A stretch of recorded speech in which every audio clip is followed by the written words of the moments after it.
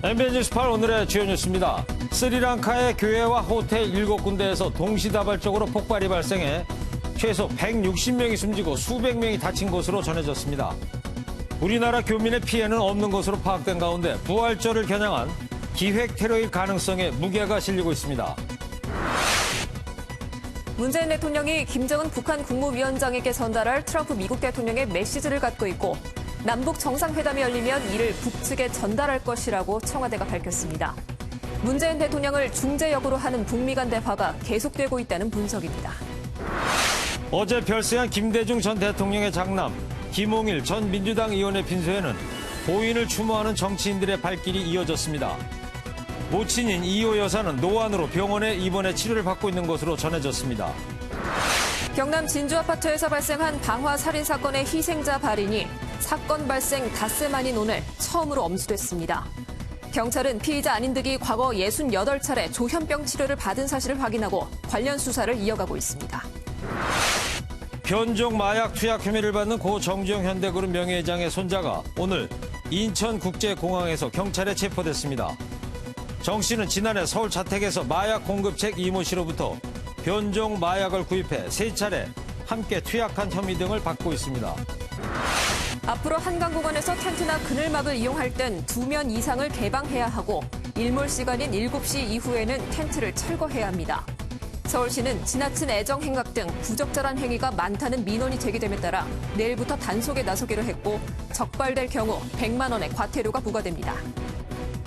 여러분 안녕하십니까? MBN 뉴스8 시작하겠습니다. 스리랑카 폭발 참극 소식부터 전해드리겠습니다. 부활절인 오늘 스리랑카의 교회와 호텔 등에서 연쇄 폭발이 일어나 대규모 사상자가 발생했습니다. 지금 들어온 소식으로는 8군데로 늘어났다고 합니다. 현재까지 160명이 숨지고요. 500여 명이 부상을 입은 것으로 알려져서 사망자는 계속 늘어날 것으로 보입니다. 네, 강영호 기자가 보도합니다. 교회 지붕이 형체를 알아볼 수 없을 정도로 뼈대만 항상이 드러났습니다. 폭발에 충격을 받은 벽면은 벌집이 돼버렸고 폭격을 맞은 듯한 내부는 부상자 이송 행렬이 겹치며 아수라장이 됐습니다. 부활절을 맞은 오늘 오전 스리랑카 수도 콜롬보를 비롯한 4도시의 교회와 호텔 7곳에서 연쇄 폭발이 일어났습니다. 예배 중인 교회와 외국인 관광객이 많이 찾는 호텔 등에서 사건이 터져 현재까지 사망자만 최소 160명, 부상자는 500명이 넘는 것으로 알려졌습니다. 콜롬보 시내 종합병원 등 현지 의료기관은 밀려드는 부상자와 희생자 가족들로 마비가 됐습니다.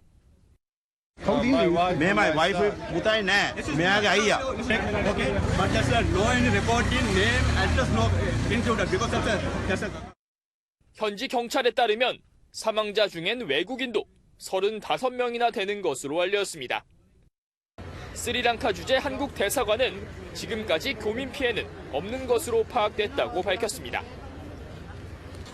스리랑카 당국은 폭발 원인을 조사 중인데 종교 갈등으로 인한 폭탄 테러 가능성에 무게가 실리고 있습니다. MBN 뉴스 강영호입니다. 네, 오늘 폭발은 예배 중인 교회와 사람이 몰리는 호텔 등 8군데에서 동시다발적으로 일어났습니다. 이 중에 2곳이 자살폭탄 테러로 추정이 되면서 종교 분쟁에 따른 부활절 기획 테러 가능성이 제기되고 있습니다. 장명훈 기자입니다.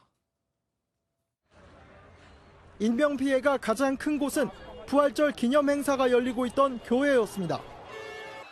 수도 콜롬보 북쪽 네롬보의 교회에서만 50여 명, 동부 지역 바티칼로아 교회에서는 25명이 숨진 것으로 알려졌습니다. 현지 경찰에 따르면 폭발이 발생한 교회 3곳 중 2곳이 자살폭탄 테러 정황이 있었던 것으로 알려졌습니다.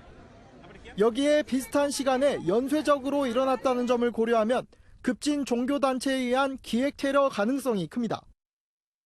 열흘 전 스리랑카 경찰청장은 급진 이슬람 단체 NTJ가 저명한 교회를 노린 테러를 계획 중이라는 외신 보도가 있다고 경고했던 것으로 전해졌습니다. NTJ는 불상 등을 훼손하는 사건으로 작년부터 주목받기 시작한 무슬림 과격 단체입니다. 다만 아직 테러 배후를 자처한 단체는 나타나지 않았습니다. ඒ වගේම රටේ ආර්ථිකයත් අස්ථාවර කිරීමේ බරපතල තත්ත්වයක් ලෙස මා දකිනවා. විශේෂයෙන් ආගමික 국민의 70% 정도가 불교를 믿는 스리랑카는 그간 종교 간 민족 간 잦은 분쟁을 겪어왔습니다. 26년 만에 내전이 종식된 2009년까지 무려 10만 명 이상이 목숨을 잃었습니다. MBN 뉴스 장명훈입니다. 문재인 대통령이 김정은 위원장에게 전달할 트럼프 대통령의 메시지를 받은 것으로 알려졌습니다. 청와대는 차후 남북회담이 열리면 트럼프 대통령의 메시지를 전달할 것이라고 밝혔습니다. 이상주 기자입니다. 미국 CNN 방송은 문재인 대통령이 김정은 북한 국무위원장에게 건넬 트럼프 미국 대통령의 메시지를 가지고 있다고 보도했습니다. 메시지에는 현재의 방침의 중요한 내용과 북미 정상회담의 긍정적 상황으로 이어질 내용이 포함됐다고 덧붙였습니다. 청와대는 이에 대해 남북 정상회담이 개최되면 이와 관련한 메시지가 김 위원장에게 전달될 수 있을 것으로 보인다고 확인했습니다. 트럼프 대통령의 메시지는 지난 11일 워싱턴에서 열린 한미 정상회담에서 전달된 것으로 문 대통령은 현재 북한에 정상회담을 공식 제안한 상태입니다. 물밑 접촉도 하지 않고 우리와 대화를 거부하고 있다면 이러한 정부의 확인은 우리가 새로운 안을 가지고 있으니까 물밑 접촉이라도 재개하자는 그러한 메시지라고 봐요. 문 대통령을 중재역으로 하는 북미 간 톱다운 방식의 대화 가능성이 여전히 살아있는 것으로 풀이되는 대목입니다. 한편 정부는 4.27 판문점 남북 정상회담 1주년을 기념해 오는 27일 국내외 500여 명의 인사를 초청해 평화 퍼포먼스 행사를 개최한다고 밝혔습니다. 통일부는 적절한 시점에 북한을 통제할 계획이라고 밝혔지만 북러 정상회담 일정상 북한이 참여하긴 어려울 것이란 관측이 조심스럽게 나오고 있습니다. MBN 뉴스 이상주입니다. 어제 별세한 김대중 전 대통령의 장남인 김홍일 전 민주당 의원의 빈소에는 오늘 하루 추모의 발길이 이어졌습니다. 자, 먼저 오늘 빈소를 찾은 추모객들 표정을 강영구 기자 보도하고요. 이어서 대통령의 아들인 고인의 생애, 그리고 병세가 악화돼 입원해 있는 이희호 여사의 소식까지 뉴스 추적하겠습니다. 고 김홍일 전 의원의 빈소가 마련된 신촌 세브란스 병원 장례식장.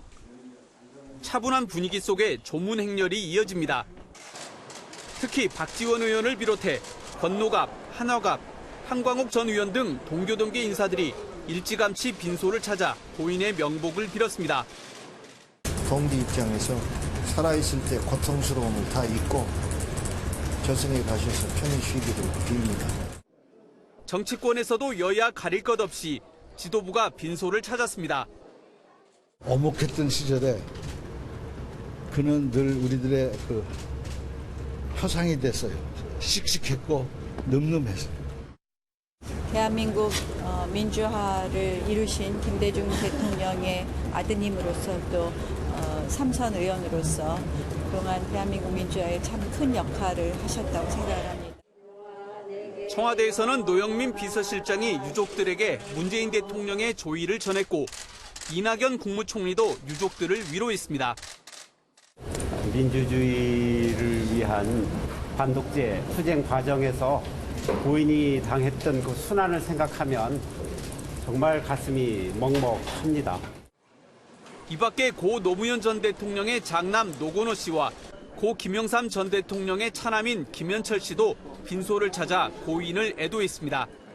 MBN 뉴스 강영구입니다. 자, 고 김홍일 전 의원의 빈소에 여야 정치권 인사들이 대거 조문에 나서고 있습니다. 이런 와중에 이희호 여사가 세브란스 병원에 입원했다고 해서 많은 분들이 우려하고 있는데요. 지금부터 이동화 기자와 관련 뉴스 추적해 보도록 하겠습니다. 이동화 기자, 고인 나이가 이제 71세, 요즘으로 치면 비교적 이른 나이에 별세했는데 사망 원인 뭘로 나왔습니까?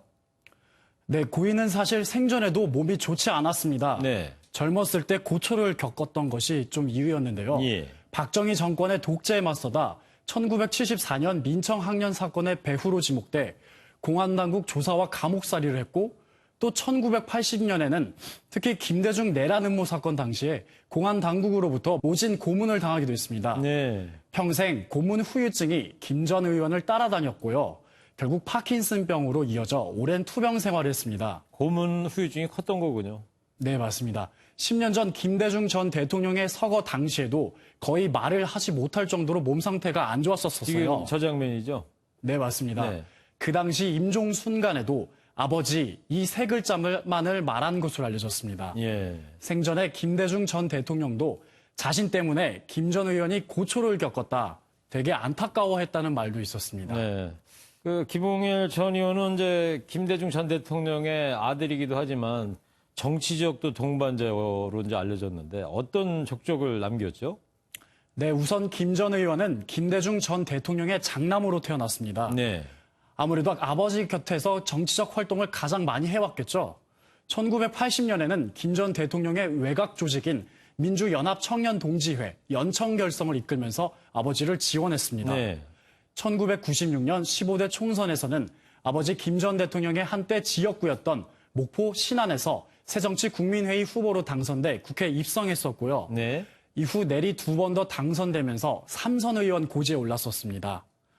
고문 후유증으로 몸이 불편했던 탓에 휠체어에 의지해야 했었지만 활발한 의정 활동을 펼치며 DJ의 아들이다, 김심의 계승자 등으로 주목을 받았었습니다. 네. 지금까지 당에 대해서 얘기하면서도 이런 이야기 해도 되는 건지 모르겠습니다. 이 조사 좀 해주십시오. 하지만 2006년 안상태 전 나라종금 사장으로부터 인사청탁 대가로 금품을 받은 혐의로 대법원에서 유죄가 확정됐었고요. 그 때문에 의원직을 상실했는데 이후로 사실상 정치 생활은 막을 내렸다고 봐도 됩니다. 네. 자, 그리고 여야를 막론하고 말이죠. 여러 정치권 인사들이 이제 조문을 하고 갔는데 특히 메시지 중에서는 조국 민정수석의 발언이 인상적이던데 고인에 대한 평가를 어떻게 했죠? 네, 앞서 리포트에서 보셨듯이 이낙연 총리를 비롯해서 문희상 국회의장, 박원순 서울시장 등이 다녀갔었고요. 이해찬 민주당 대표와 나경원 한국당 원내대표 등 여야 정치권 인사들의 조문 행렬이 줄을 잇고 있습니다. 네. 정치권의 많은 인사들이 메시지를 전하고 있는데 그중에서도 조국 민정수석의 고인의 삶과 시대상에 대해 강한 어조로 평가한 점이 좀 눈길을 끌고 있는데요. 네. 조 수석은 SNS를 통해서 우리 세대가 겪었던 야만의 시대를 다시 돌아본다.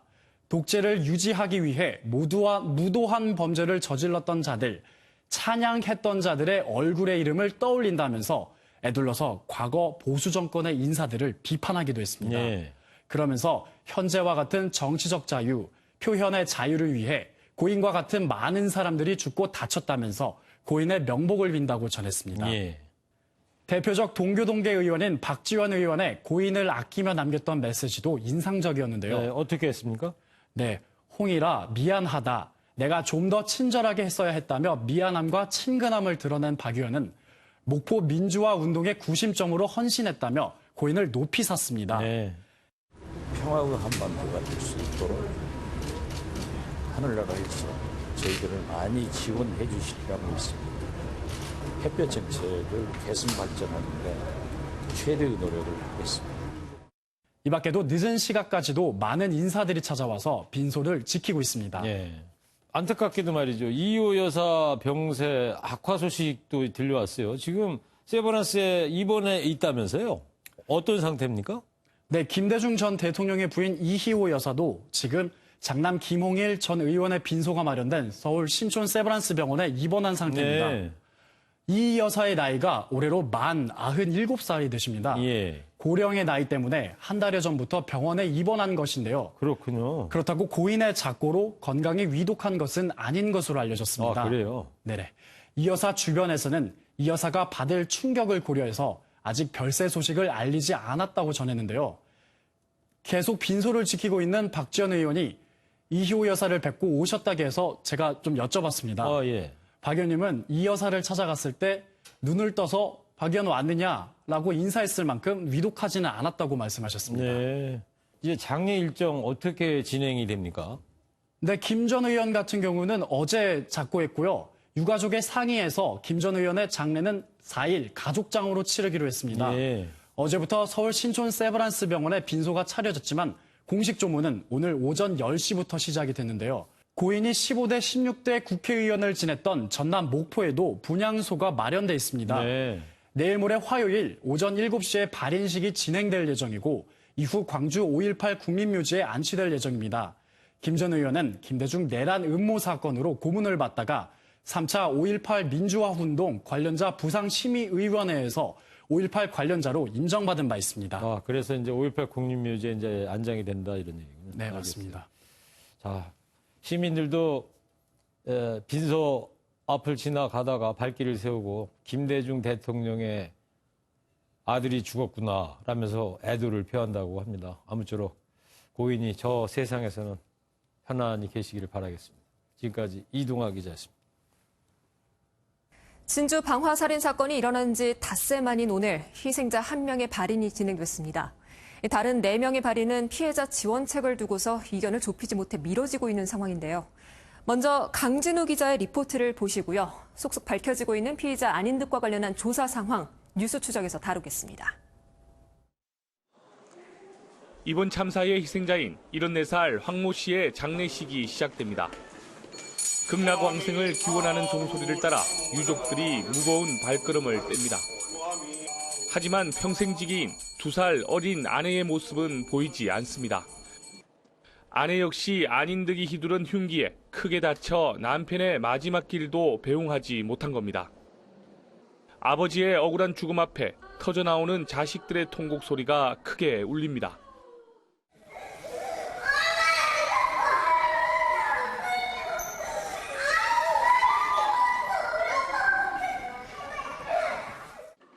희생자 5명 중 첫 장례식이 치러졌지만 나머지 희생자 4명의 가족과 행정기관 간의 협상은 진전이 없는 상태입니다. 중상의 피해자에 대한 치료비 지원에 대한 합의가 이뤄지지 않았기 때문입니다. 항상 법과 제도 안에 묶여서 나올 수 있는 그 부분만 계속 기회가 되고 있어서 대화의 진전이 없다고 저는 생각하고 있습니다.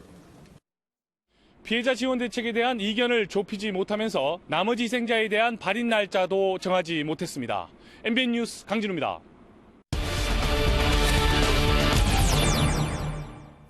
네, 이렇게 잔혹하게 그지없는 방화 살인 사건 일으킨 피의자 아닌 듯과 관련해서 석연치 않은 부분이 많습니다. 과거에 조현병 진단을 받고 치료를 받았었는데 지금까지 제대로 관리가 안 된 이유가 무엇일지 지금부터 사회부 안병옥 기자와 뉴스 추적해 보도록 하겠습니다.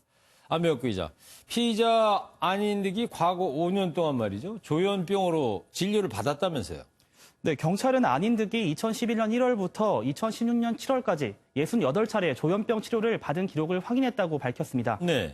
2010년 안 씨는 기분 나쁘게 쳐다본다는 이유로 길을 가는 행인에게 흉기를 휘둘러 다치게 했고 당시 재판에서 조현병 진단을 처음 받았는데요. 네. 이 사건 이후 5년간 정신질환 진료를 받아온 것이 드러난 겁니다. 네. 하지만 안 씨는 2010년 7월 이후부터는 병원에서 진료를 받지 않았고 경찰은 해당 이유가 무엇인지 파악하고 있습니다. 네, 2016년 7월 이후부터 지금까지면은 거의 만 3년 동안 치료를 안 받았다는 얘기인데. 네, 맞습니다. 조현병으로 이제 지난 5년 동안 2011년부터 5년 동안 받았다는 거 아니에요? 네, 그러면 맞습니다. 그때는 왜 정신병원 입원 같은 그런 조치는 안 했나요? 안 씨에 대한 정신병원 입원 조치는 이뤄졌었습니다. 그래요? 안 씨는 2011년 조현병 진단을 받은 뒤 약 9개월간 정신병원에 입원했었는데요. 예. 하지만 이후엔 정신병원에서 나오고 통원 치료를 받아온 것으로 확인됐습니다. 특히 안 씨의 가족들은 이번 사건이 발생하기 불과 2주 전에 가족들에게도 안 씨가 행패를 부리는 등 증세가 심해지자 정신병원에 입원시키려고 했었는데요. 하지만 환자인 안 씨의 본인이 동의하지 않았고 결국 입원은 이뤄지지 못했습니다. 결국 이것이 찬극으로 이어지게 된 것이죠. 예, 2주 전에도 입원시키려고 하다 못했다. 예. 안 씨가 가족들한테 행패 부리고 이웃 주민 괴롭히는 범행 전에 이제 징후가 있었는데 경찰이 사전 대처를 제대로 하지 못했다. 이런 지적들이 나오고 있지 않습니까? 네, 그런 지적들이 현재 나오고 있는데요. 안 씨는 범행 전 이웃과의 층간소음 문제 때문에 이웃 집 앞에 오물을 투척하거나 초인종을 여러 번 누르는 등 위협적 행동을 지속해왔습니다. 네, 지금 저 장면인가 보죠? 네, 맞습니다. 네. 그래서 이에 주민들은 올해 들어서만 경찰에 안 씨를 8번이나 신고를 했는데 제대로 된 경찰의 대처는 이루어지지 못했습니다. 경찰의 아쉬움을 토로한 유가족의 말을 한번 들어보겠습니다. 네. 이 사람에 대해서 주기적으로 신고가 들어오고 민원이 들어오면은 우리가 한번 조사를 해봐야 되겠다 이런 생각을 안 하십니까? 이에 따라 진상조사팀을 꾸린 경찰은 과거 신고된 사건과 관련해 초동 조치가 제대로 이루어졌는지 들여다보고 있습니다. 네. 자, 안 기자, 이 정신질환자에 따른 이 사건 사고가 좀 계속 빈발하고 있는데 뭐 관련 대책 나오고 있는 거 좀 없습니까?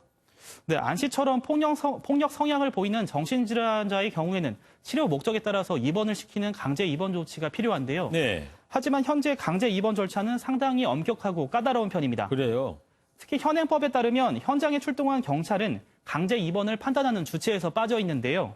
이에 따라 정신질환자를 강제 입원시키는 주체에 행정기관뿐만 아니라 경찰을 포함시키는 이른바 안인득 방지법이 최근 국회에 발의되기도 했습니다. 네. 또 정신질환자에 대한 정보를 경찰과 행정기관이 공유하는 시스템 마련도 필요하다는 지적이 나오고 있습니다. 네, 안인득 방지법이 지금 국회 발의는 돼 있는 상태다. 예, 맞습니다. 빨리 입법화가 됐으면 좋겠네요.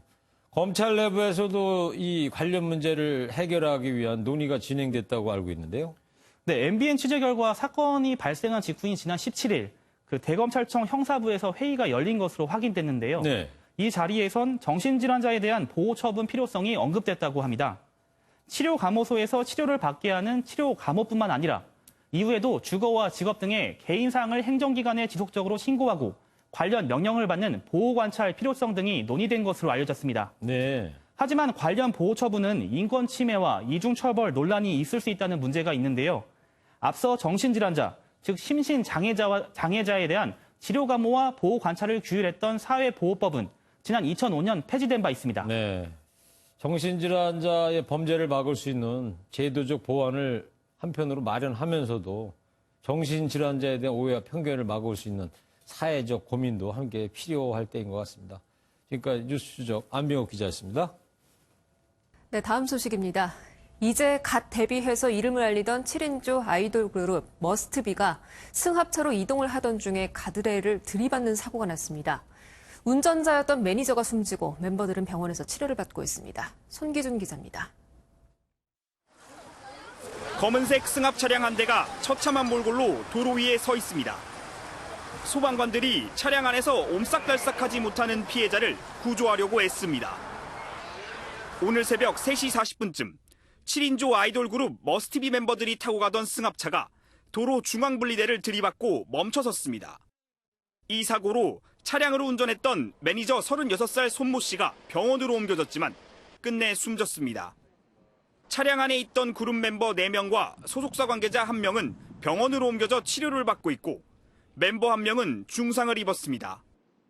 나머지 멤버 3명은 사고 직전 차량에서 내린 것으로 전해졌습니다. 이들은 어제 저녁 경북 경산에서 공연을 마치고 밤 10시쯤 서울 숙소로 복귀하다가 사고를 당했습니다. 차량 블랙박스를 확보한 경찰은 다른 피해 차량이 없는 단독 사고여서 정확한 경위를 조사하고 있습니다. 가다가 자연스럽게 그냥 중앙분리대를 들이받은 거라 그런 정황으로 봤을 때는 졸음운전 가능성이 제일 크죠. 올해 초 대비해 바쁜 지방 일정을 소화하던 도중 일어난 사망사고여서 연예계 안팎에서는 더 안타까움을 주고 있습니다. MB 뉴스 송기준입니다. 어젯밤 승객 220여 명을 싣고 인도네시아 자카르타에서 인천으로 오려던 아시아나 비행기가 엔진 결함으로 결항됐습니다. 이렇게 최근 항공기가 고장나거나 회항하는 일이 발생하자 국토부가 국적기 400대에 대해서 긴급 안전점검에 들어가기로 했습니다. 이병주 기자입니다. 현지 시각으로 어젯밤 11시 45분 자카르타발 인천행 아시아나 항공 비행기가 결항됐습니다. 이륙을 위해 활주로로 이동하던 도중 문제가 발생한 것으로 알려졌습니다. 항공사 측은 엔진 개통에 결함이 발견됐다고 밝힌 가운데 일부 승객들은 엔진 부분에서 쿵 하는 소리가 있었다고 주장했습니다. 이륙 준비 중에 엔진 개통 결함 메시지가 나와가지고 다시 게이트로 돌아왔고요. 아시아나 측은 대체 항공편이 오늘 저녁 자카르타를 출발해 승객들은 내일 오전 인천공항에 도착한다고 설명했습니다. 이 사고로 비행기에 타고 있던 승객 229명이 큰 불편을 겪었고 일부는 사고 뒤 제대로 된 안내가 없었다며 항공사 대응에 불만을 나타냈습니다. 이런 가운데 국토교통부는 우리 국적기 400대 모두에 대한 긴급 안전점검을 실시하기로 했습니다. 최근 항공기 고장이 잇따른 데다 항공사 지배구조가 바뀌는 등 어수선한 업계 분위기가 사고로 이어지는 것을 막겠다는 취지라고 설명했습니다. MBN 뉴스 이병주입니다. 연예계와 재벌가의 마약 투약 소식이 계속되고 있는데요. 오늘은 대마초를 피운 혐의를 받던 현대그룹 고 정주영 회장의 손자인 정모 씨가 인천공항에서 체포됐습니다. 얼마 전 구속된 SK그룹 고 최종건 전 회장의 손자 최모 씨와 함께 피운 것으로 알려졌습니다. 노승환 기자입니다. 마스크에 모자를 눌러 쓴 남성이 인천경찰청 마약수사대로 압송됩니다. 대마초를 피운 혐의를 받는 현대그룹 고 정주영 회장의 손자 정모 씨입니다. 마약 구매 투약 혐의 인정하십니까? 지난 2월 사업차 영국으로 나갔다가 귀국하는 길에 곧바로 체포됐습니다. 정 씨의 마약 혐의는 지난달 체포된 SK 창업주의 손자 최 씨를 통해 확인됐습니다. 최 씨에게 대마초를 공급했던 브로커 이모 씨가 체포되면서 이 씨가 과거 국외에서 알던 정 씨에게도 대마초를 건넸다고 진술한 겁니다. 정 씨는 지난해 자택에서 3번, 그리고 집 밖의 다른 장소에서 최 씨와 함께 1번 대마초를 피운 혐의를 받고 있습니다. 정 씨는 귀국 직후 변호사를 대동해 경찰 조사에 임하는 것으로 전해졌습니다. 경찰은 지금까지 이 씨의 진술 등을 통해 확인한 4차례의 대마 흡입 혐의 외에도 정 씨에게 추가 혐의가 있을 것으로 보고 조사를 계속하고 있습니다. MBN 뉴스 노승환입니다. 배드민턴 경기 중에 빠르게 날아온 셔틀콕 때문에 눈을 다친 사람이 있습니다. 이 사람이 상대 선수를 향해서 소송을 냈는데 배상 책임이 없다고 본 1심과는 다르게 2심에서는 상대 선수가 배상을 해야 한다고 봤습니다. 그 판단 근거를 정태웅 기자가 전합니다. 지난 2017년 서울의 한 체육관. 배드민턴 복식 경기를 하던 도중 김모 씨는 뜻하지 않은 부상을 입었습니다. 상대편 네트 가까이에 있던 이모 씨가 강하게 내리친 셔틀콕이 때마침 반대편 네트 가까이에 서 있던 김 씨의 오른쪽 눈을 강타한 겁니다. 이 사고로 인공수정체를 고정하는 수술을 받은 김 씨는 이 씨를 상대로 소송을 냈습니다. 1심은 이 씨가 규칙을 어기는 등 경기를 하면서 주의 의무를 위반했다고 인정할 수 없다며 배상할 필요가 없다고 봤습니다. 하지만 항소심에서 결과가 뒤집혔습니다. 재판부는 사고 당시 두 사람 모두가 네트에 가까이 붙어 있었다는 점을 지적하면서 다른 선수의 동태를 잘 살피며 생명과 신체 안전을 확보할 주의 의무가 있다며 위자료 200만 원을 배상하라고 판단했습니다. 배드민턴 경기자는 항상 다른 경기자를 살피는 등 서로에 대한 신의칙상 주의 의무, 즉 안전 배려 의무가 있다고 법원에서 인정을 한 겁니다. 재판부는 다만 보안경 등을 써 눈을 보호하는 등 스스로 안전을 확보할 조치를 하지 않았다는 점을 고려해 책임을 20%로 제한했습니다. MBN 뉴스 정태웅입니다. 중앙아시아를 방문 중인 문재인 대통령은 오늘 마지막 순방지 카자흐스탄에 도착했습니다. 문 대통령은 고국으로 돌아오지 못하고 카자흐스탄에서 생을 마감한 독립유공자의 유해 봉환식을 직접 주관합니다. 문 대통령 모레 귀국합니다.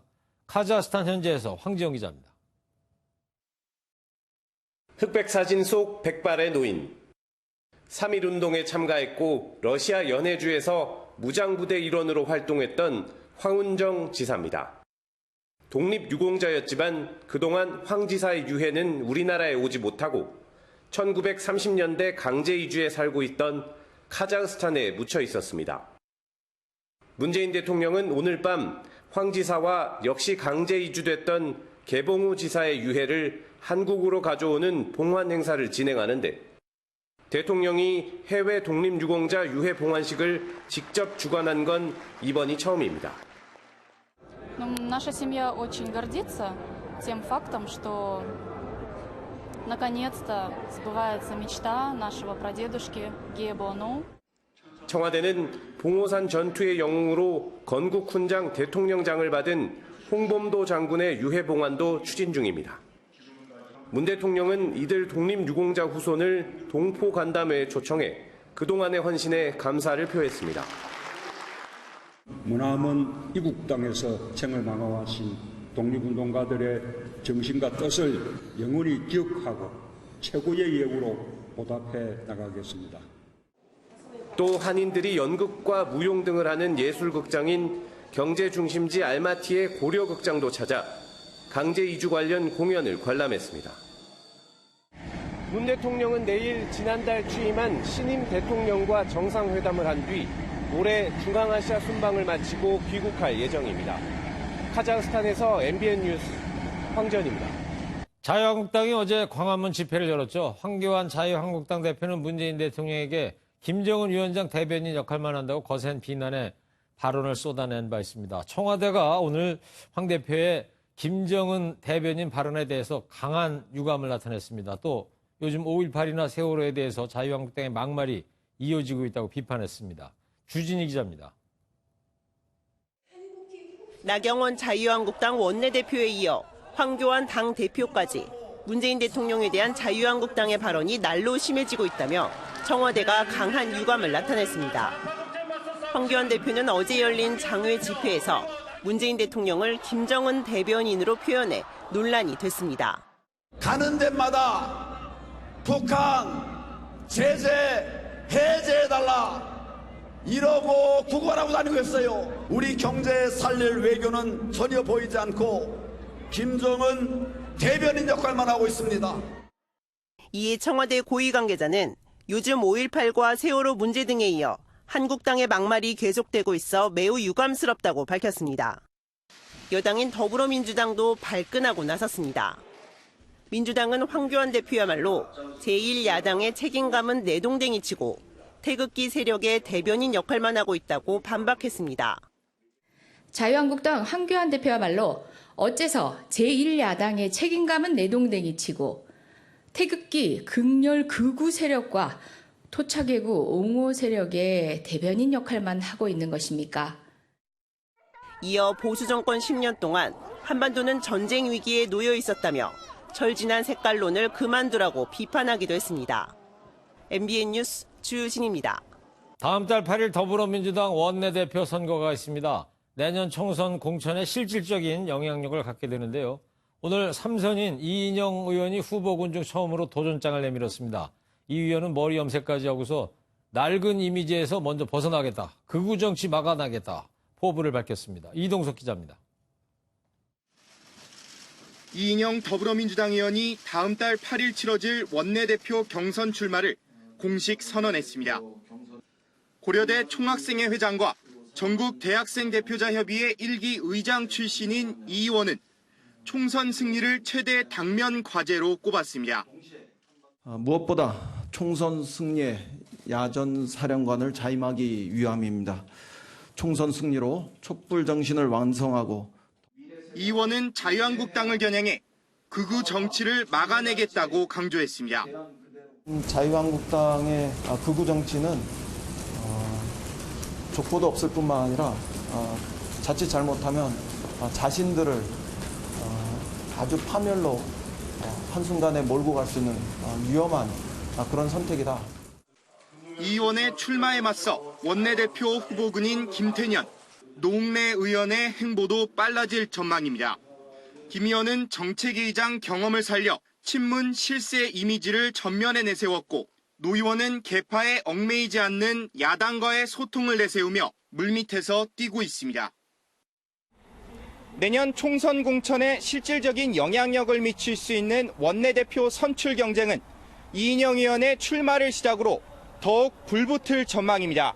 MBN 뉴스 이동석입니다. 이제 조금만 더 있으면 서울 한강변에 텐트도 등장하고 쓰레기도 많이 배출될 것 같아요. 네, 그래서 서울시가요 무분별한 텐트 이용을 막고 또 쓰레기를 줄이는 공원 관리 강화에 나선다고 합니다. 어떻게 안 됩니까? 그 텐트 안에서 부적절한 행위를 방지하기 위해서요 텐트의 두 면을 모두 열어놓게 한다는 거예요. 어기면 어떻게 하는 거예요? 과태료 100만 원을 물린다고 합니다. 100만 원? 네.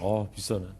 모쪼록 다른 이용객들 눈살 찌푸리게 만드는 일은 없어져야겠습니다. 네, 모두를 배려하는 놀이 문화가 필요해 보입니다. 배준우 기자입니다.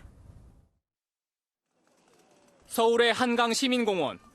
주말을 맞아 곳곳에 텐트족이 눈에 띕니다. 뜨거운 햇살을 막으려고 텐트를 치고 치킨과 맥주를 마시는 모습도 보입니다.